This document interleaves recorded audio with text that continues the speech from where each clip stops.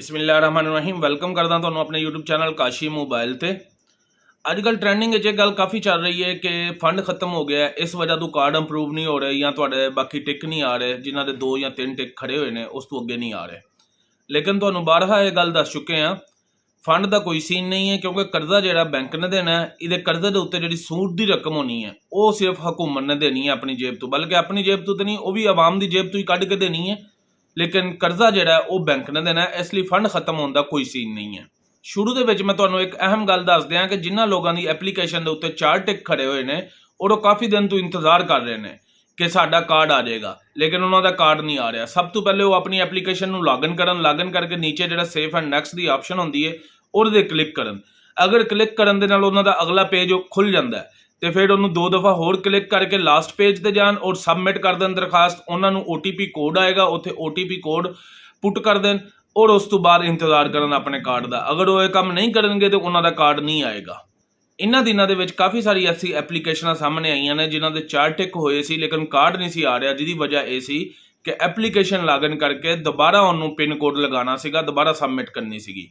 तुसीं एक दफ़ा अपनी एप्लीकेशन चैक कर लो जिन्हां दे 4 टिक होए हुए हैं और काफ़ी दिनों तो कार्ड का वेट कर रहे हैं। अगर उन्हों का सेफ एंड नैक्सट का ऑप्शन काम कर रहा है तो वह फौरी तौर पर उन्होंने दोबारा नैक्सट करके तो सबमिट करन और पिन कोड जिहड़ा आवे वो पिन कोड लगा के सबमिट कर दें।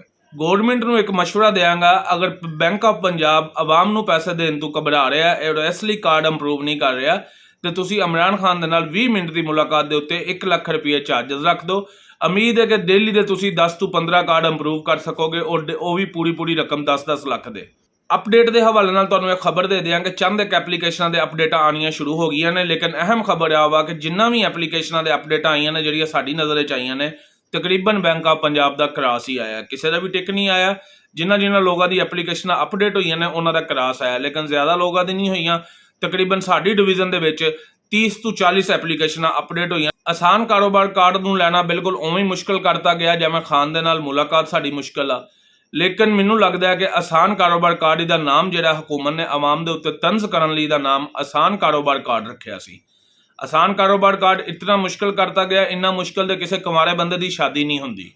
गर्मियां का मौसम चल रहा है, गर्मियां दे विच जिवें साडी रूटीन बन जाती है कि सुबह दोपहर शाम, सुबह नाश्ता, दोपहर नूं लंच, शाम नूं डिनर, बिल्कुल एवें ही 3 टाइम असी इनू भी नाश्ता लंच डिनर समझा होया कि एप्लीकेशन लॉगिन करके वेखना है, सुबह दोपहर शाम लॉगिन करके देख रहे हैं, लेकिन अगू जवाब वही मिलता है कि पेंडिंग आ, वेट कर लो। कुछ लोग कह रहे हैं कि यह स्कीम इस महीने के एंड से खत्म हो जाएगी, लेकिन मैं पहले भी तुहानूं दस चुकिया और दोबारा दस देना वा कि इस महीने स्कीम के एंड होने का कोई सीन नहीं है। इस स्कीम जून के एंड तक जाएगी और हो सकता है कि जून तो भी कुछ दिन अगे चले जाए, लेकिन जून के एंड तक इसकी क्लोज होने की उम्मीद आ। हुण तो वैबसाइट भी बिल्कुल बहाल हो चुकी है, हुण अपडेट ना आने की वजह समझ नहीं आ रही। हुण तो सिर्फ यही कह सकते हैं कि गर्मी की शिद्दत की वजह तो अमला भंग पी के मस्त माहौल काम कर रहा है, इसलिए शायद हजे भी इंतजार करवाया जा रहा है। वैसे भंग तो याद आया कि हैल्पलाइन के असीं एडा काबल अमला बिठाया होया कि उन्होंने जो भी कॉल करके कोई भी मसला पूछ लो तो उन्होंने अगू एक ही जवाब होंदा है, सर आप थोड़ा सा इंतजार कर लें। मेरे वर्गे कई लोग मेरे समेत सिर्फ इसलिए हैल्पलाइन के बारहा कॉल करते हैं कि अगू कोई प्यार नाल उन्होंने सर कह के मुखातब करता है, घर तो उन्होंने कोई वही कह के भी नहीं बुलाता तो चलो हैल्पलाइन के सर कह के बुला लेंदा। इन्नियां तनख्वाहां दे के अगर इन्हां कोल सानूं सिर्फ यही दर्स दवाना सी कि तुसीं इंतजार कर लो तो इस तो बेहतर सीगा कि तुसीं कंप्यूटर रिकॉर्डिंग चला देंदे और जदों भी असीं कॉल करते कंप्यूटर अगू कहता कि आपकी एप्लीकेशन पे काम हो रहा है, कृपा करके आप शांति के साथ इंतजार कीजिए। शांति का मतलब होंदा है सुकून दे नाल, आराम दे नाल। तुसीं होर कोई शांति ना समझो कि उहदे नाल आराम करना है।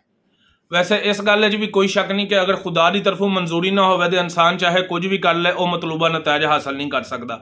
बिल्कुल एवें ही गौरमेंट ने यह स्कीम लॉन्च की सी अपने नाम की ब्रांडिंग वास्ते, लेकिन यह स्कीम उन्होंने गले की हड्डी बन गई। आखिर तो मैं सिर्फ यही कहूँगा कि जिन्हों के 2 या 3 टिक खड़े हुए हैं वो हजे भी मजीद इंतजार करेंगे।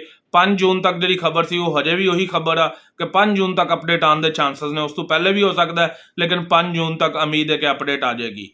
इजाजत चाहना, वीडियो पसंद आए तो चैनल को सबसक्राइब तो वीडियो को लाइक जरूर करो, अपने दोस्तों के नाल भी शेयर करो। अल्लाह हाफिज़, फी अमान अल्लाह, पाकिस्तान जिंदाबाद।